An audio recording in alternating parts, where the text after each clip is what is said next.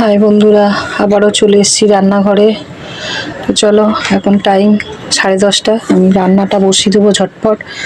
আজকে যদিও সেরকম কিছু করব না, হালকা ফুলকা রান্না করবো। আজকে নেমন্তন্ন আছে তো পুরো ফ্যামিলি, জন্মদিনের রাত্রে, ওর জন্য এই বেলাটা হালকা ফুলকা কিছু করব। তো এখানে কড়াই বসিয়ে দিয়েছি, তেল দিয়ে দিয়েছি। তেলের মধ্যে দেবো 5 ফোড়ন। সব রকম সবজি দিয়ে এখানে চিংড়ি মাছ দিয়ে চচ্চড়ি করবো। চিংড়ি মাছটা আমি আর আলাদা করে ভাজলাম না। এই যে দেখো, এখানে সব রকম পাঁচমিশালি আনাজ কেটে নিয়েছি। ফুলকপি, শিম, আলু, বেগুন, বিনস সব দিয়ে একটা চচ্চড়ি করবো চিংড়ি মাছ দিয়ে।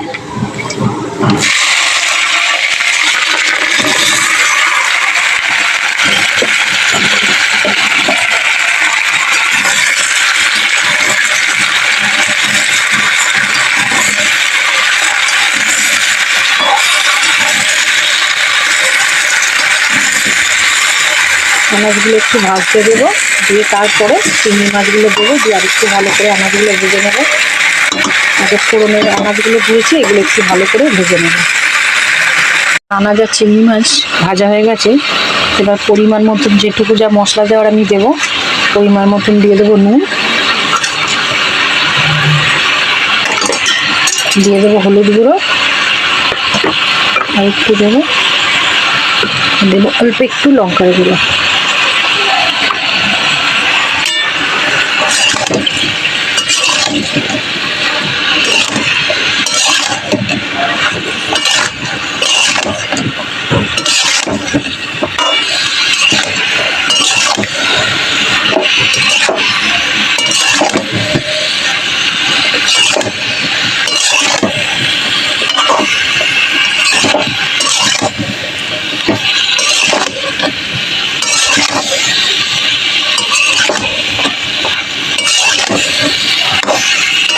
মশলার সঙ্গে কিন্তু আনাজটা ভালো করে ভাজা হয়ে গেছে।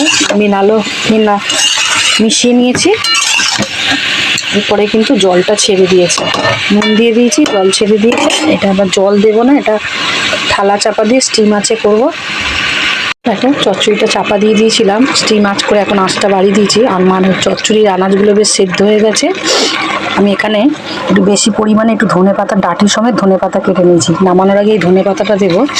শীতকালে এই পাঁচমিশালি সবজি দিয়ে চচ্চড়ি খেয়ে করলে এই ধনেপাতা যারা ভালোবাসো আর কি, গন্ধটা, ধনেপাতা ফ্লেভারটা অনেকে পছন্দ করো না, আবার যারা ভালোবাসো এটা দিয়ে করে খেয়ে দেখো, চচ্চড়িটার জন্য দ্বিগুণ স্বাদ বেড়ে যায়। আর যারা ভালোবাসো না ধনেপাতা, তারা না দিতে পারো। সবাই খাওয়ার পছন্দ তো সমান না, রুচিও সমান না সবাই।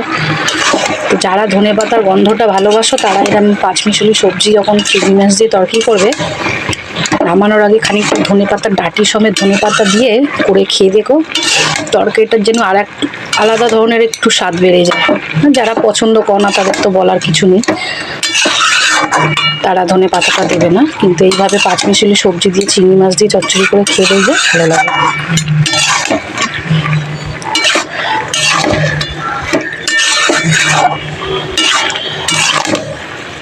এটা আর একটু হতে দিই, জলটা আর একটু শুকিয়ে নিয়ে নাড়াচাড়া করে নামিয়ে নেবো।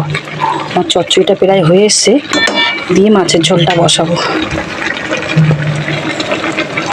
আমার চচ্চড়িটা কিন্তু হয়ে গেছে কমপ্লিট। আমি এবার নামিয়ে নেবো চচ্চড়িটা, নিয়ে মাছের ঝোলটা বসাবো। চচ্চড়িটা কত কালারফুল লাগছে না, কি সুন্দর হলুদ সবুজ, কি সুন্দর লাগছে দেখো দেখতে। তো চলো চচ্চড়িটা নামিয়ে নিই, মাছের ঝালটা বসাবো। এই যে এখানে মাছে নুন হলুদ মাখিয়ে নিয়েছি, মাছগুলো এবার ভেজে নেবো এক এক করে।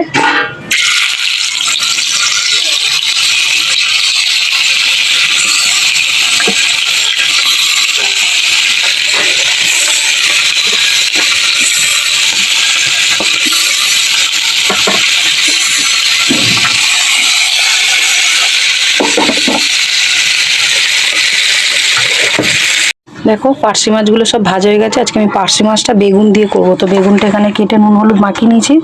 বেগুনগুলো এরকম মাছের মতন করে ভেজে নেব।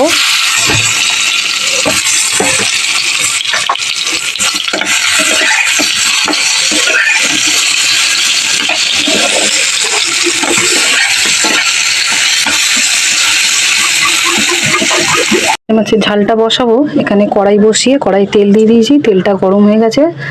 এবার তেলে দিয়ে দেবো কালো জিরে,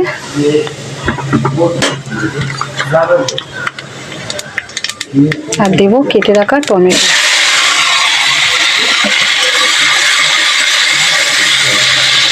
টমেটোটা মজে যাওয়ার জন্য নুনটা আমি দিয়ে দেবো।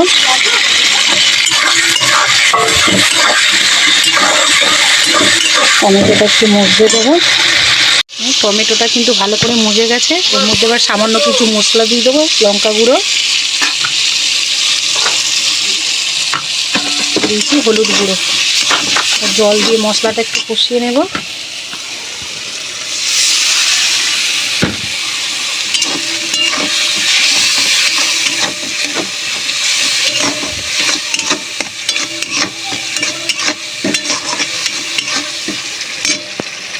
মাছের ঝালের পার্শে মাছের ঝালে মশলাটা কিন্তু ভালো করে কষানো হয়ে গেছে। আমি এবারে দিয়ে দেবো জল। এটা সেরকম কিছু মশলা দিইনি, কিন্তু টমেটো, লঙ্কার গুঁড়ো আর হলুদ গুঁড়ো আর কালো জিরে ফোড়ন দিয়েছি, ব্যাস। আর কিছু কিন্তু দিইনি। ঝালটা ফুটে গেলে ভেজে রাখা বেগুন আর মাছগুলো দিয়ে দেবো। দেখো মাছের ঝালটা কিন্তু এখানে ভালোভাবে ফুটে গেছে। আমি এবার ভেজে রাখা মাছগুলো আর বেগুনগুলো দিয়ে দেবো ঝালের মধ্যে।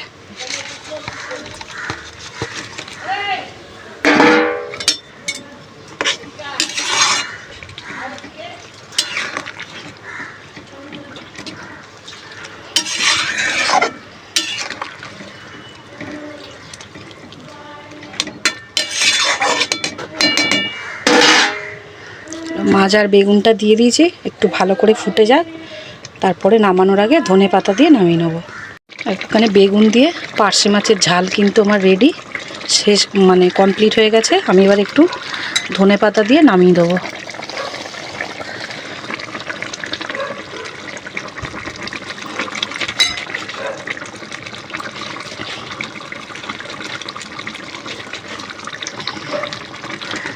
চলো, মাছের ঝাল হয়ে গেছে।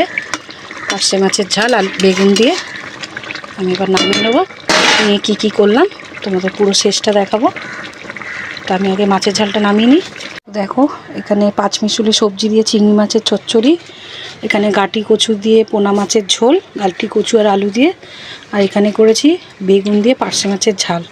তো এই তিনটে রান্না তোমাদের কেমন লাগলো আমায় জানিও। ভালো লাগলে পাশে থেকো, লাইক শেয়ার কমেন্ট করে। আমার ইউটিউব চ্যানেলেও ছাড়া আছে এই রান্নাগুলো। যদি ভালো লাগে বোন মনে করে বা যাই হোক বন্ধু মনে করে, যদি ভালো লেগে থাকে তোমাদের, কোথাও যদি একটু জায়গা করে থাকি, তো একটা লাইক শেয়ার কমেন্ট করো। তো চলো আজকের ভিডিও আশা করি ভালো লাগবে। ঘরোয়া রান্না যদিও, হ্যাবক কিছু না। তো যারা খাদ্যরসিক বা খেতে ভালোবাসে ঘরোয়া রান্না, তারা নিশ্চয়ই ভালোবাসবে। তো চলো আজকের ভিডিও এই অবধি। নেক্সট ভিডিওতে দেখা হচ্ছে তোমাদের সাথে। টাটা।